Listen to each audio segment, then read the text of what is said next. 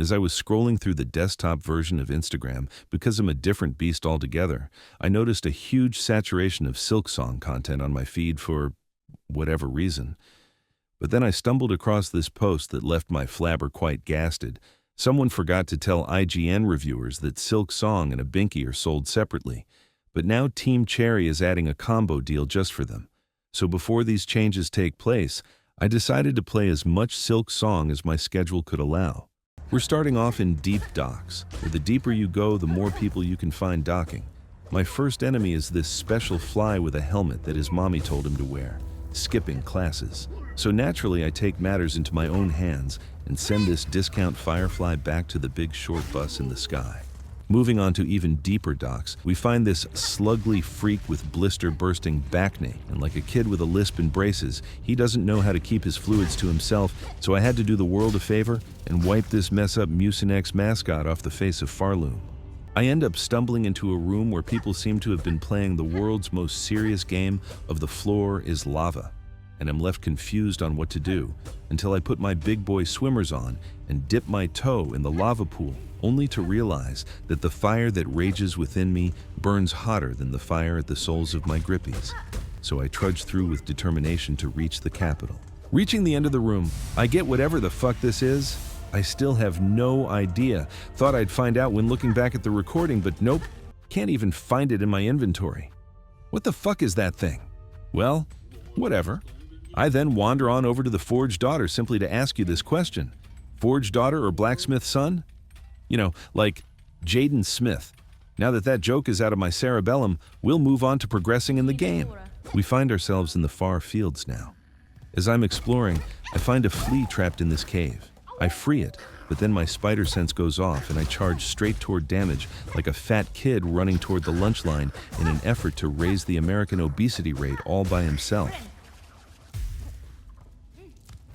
In the far fields, there's this shop that costs money to enter. The shopkeeper's name is Mort.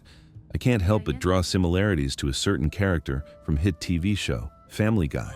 Anyways, I browse Mort's wares without any intent to buy, and I guess he can sense that because he evicted me from his humble shop. Not having enough money to buy anything from Mort, I end up finding the progenitor of my poverty, Chakra, and she hustles me out of 50 bones in exchange for a map that will no longer have me playing GeoGuessr when wondering where in the far fuck I am.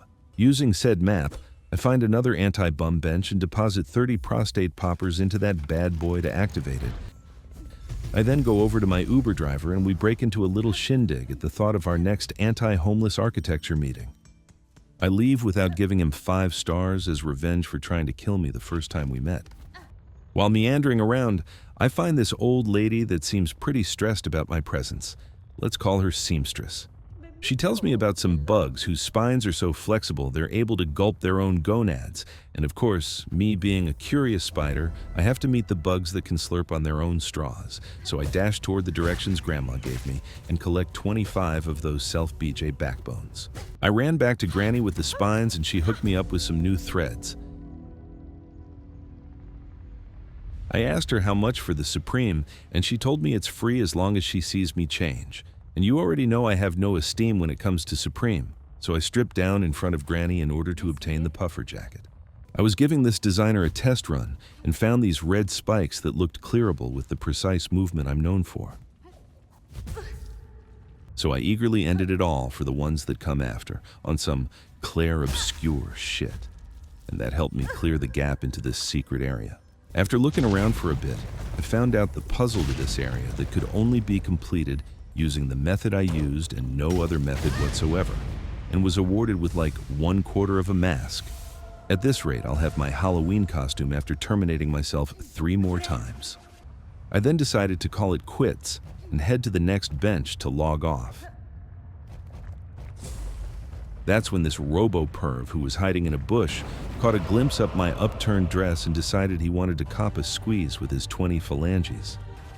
As I was dodging around the arena and falling into lava not knowing how to make this tin-head clanker spill oil, I stumbled upon his soft spot. Like a newborn infant, it was located right at the crown of his chrome dome.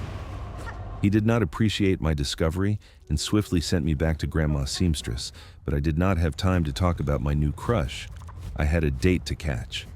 So I instantly ran toward the iron frat boy with the determination of a sorority girl that's 1 week into college and started bouncing on his head until he passed out.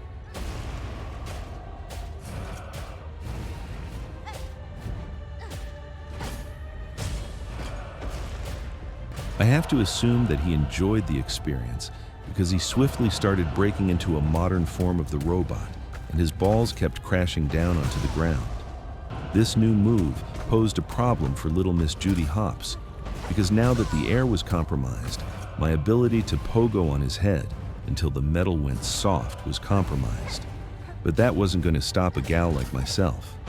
So I kept bouncing even through his silly little jig, which ultimately led me to shooting my silk before him and promptly sending me back to Grandma Seamstress, where she talked to me about contraception with autoimmune Autobots. With this new knowledge, I hurried back to my tin-skin dream and proceeded to ignore all of Granny's teachings and bounce on his head once more.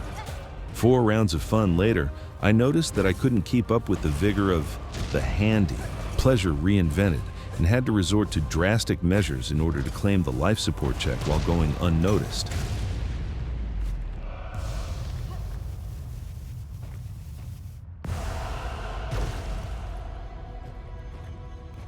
I obtained the servant achievement, fitting for a guy that's akin to an automatic stroker.